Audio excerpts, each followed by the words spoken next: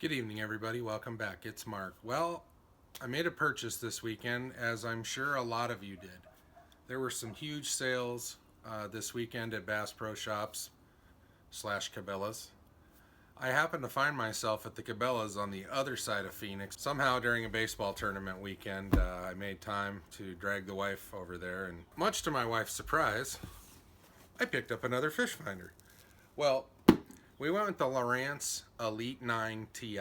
This is the previous generation fish finder, I'm fully aware. But for $5.99 with free installation and all of the points and money back, it's a no-brainer. You can use this fish finder for a year, get tired of it and sell it, and still get every penny out of it that you paid. 9-inch fish finders are typically around $1,000. So to get one for $5.99, pretty good deal. At any rate, let's open it. Let's see what's inside of it. We're going to go ahead and compare it. I do have the 5-inch model, so we're going to go ahead and see what that looks like next to the 9-inch Elite. Alright, before we get to opening this bad chicken, I just want you to see the features that this particular unit comes with. Some units come with different packages. This particular package I bought comes with CMAP Pro. Some variations come with Insight and Navionics or Navionics. So, you know, it depends on what you pay, because the price does go up. If you want the Navionics, it's going to be quite a bit more expensive. This unit offers full on-screen control with the Motor Guide XI5 trolling motor, smart steer interface. Now, I have a Minn Kota Tarova, so this doesn't mean a whole lot to me. To the future owner, it might. This unit also does left-right side scan as well as down scan.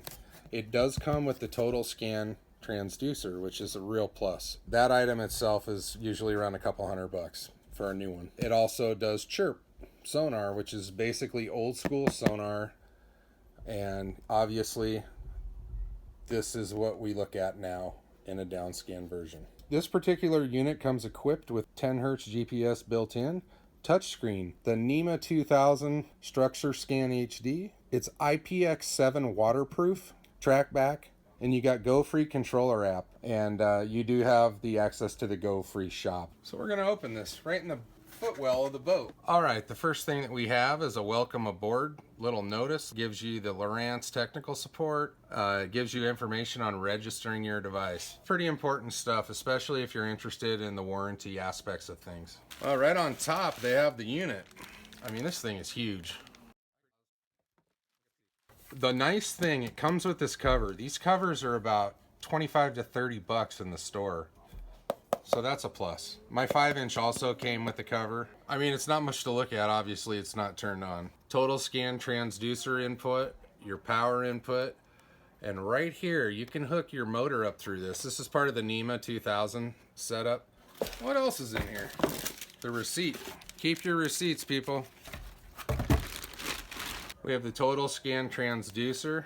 This is your mount for the transducer. The transducer actually affixes to this unit right here. Mounting brackets for that assembly. Got our CMAP Insight chip. We got mounting screws, an inline fuse, probably the fuse holder, I can't see it.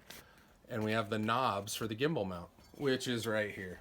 The 9-inch gimbal mount. We got several pieces of literature. This is probably going to be your most important book. This is very thin for you non-readers. A lot of pictures. You might want to even just keep this with you first few times out until you actually get used to the fish finder and its nuances. There's your installation manual for the Elite Ti, the entire array of them. So it doesn't really matter which model you have, it's all covered under this installation manual. As you guys can see here, here's my 5-inch unit.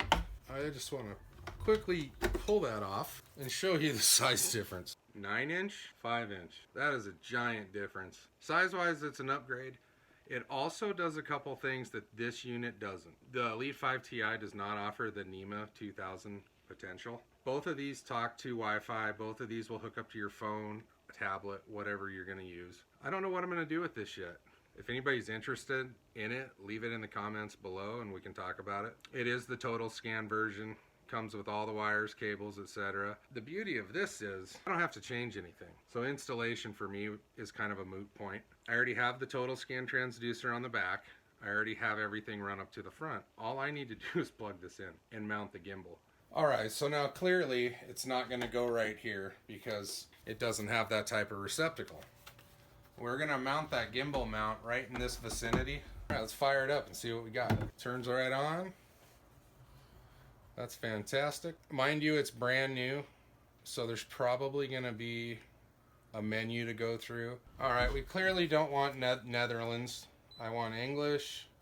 Yes. We don't want to be in retail mode. We got night mode, which turns all the lettering red, which is kind of slick, I'll tell you what. Standby settings, touch lock, wireless. It's all set. I'll tell you what, for $5.99, this is the best fish finder you can buy for $600 or less.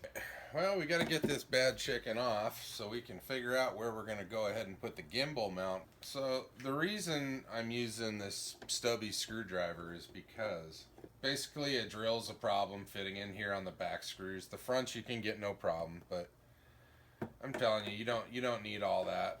And what we're dealing with here is about a 1-inch hole. This hole was drilled when the original 4X, 3X, what have you, was installed originally on the boat at delivery. I have a ton of room on this bracket. What you want to be careful of is to give yourself enough room. There are 2 knobs on each end of this gimbal, and you want to be able to get at those. You don't want to have a situation where you go ahead and mount this and there's no way you're going to get that in there.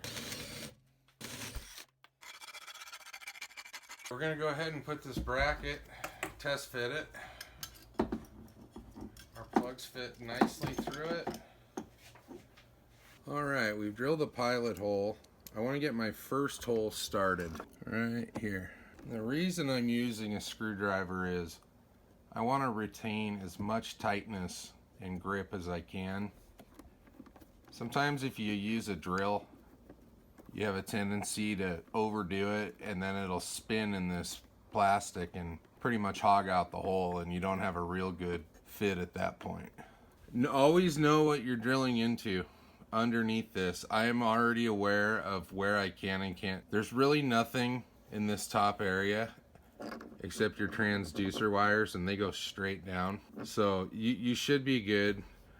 And mind you, these screws are only 3/4 of an inch.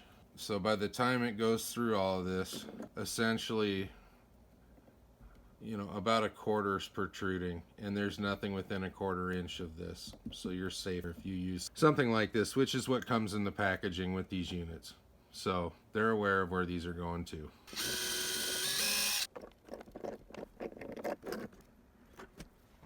I'm gonna snug this guy up a little more, and that's as tight as they're gonna get. Now I'm gonna put 2 here and 2 here, and folks, this thing isn't going anywhere.